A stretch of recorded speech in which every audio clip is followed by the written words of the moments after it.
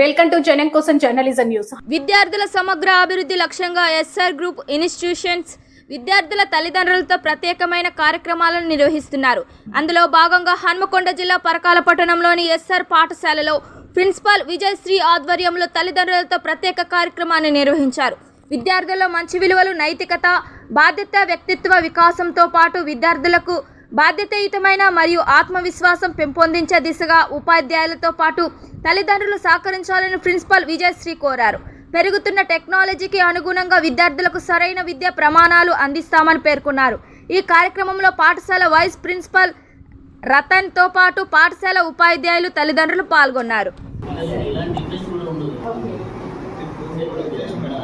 So most probably ఏంటి అంటే sir, classroom అంటే లైక్ పెయింట్ అనేది అయితే ఓనర్ అయితే వేయించాలి సార్. దానికోసం మాట్లాడుతున్నాము. నెక్స్ట్ ఇయర్ రాగలరు. నెక్స్ట్ ఇయర్ అంటే 2027-28 పెయింట్ వేయించి రాగలరు.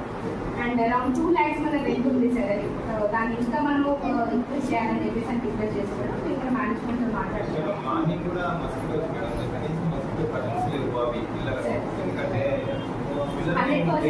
మీ పేరెంట్గా మీరు అడిగినవన్నీ కూడా నేను ఫిల్అప్ చేస్తున్నాను సార్.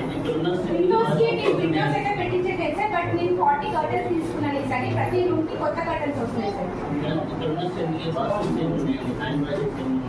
సార్ 5 minutes కాదు సార్, మార్నింగ్ మనకు 15 minutes ఇంటర్వెల్ టైం అండి.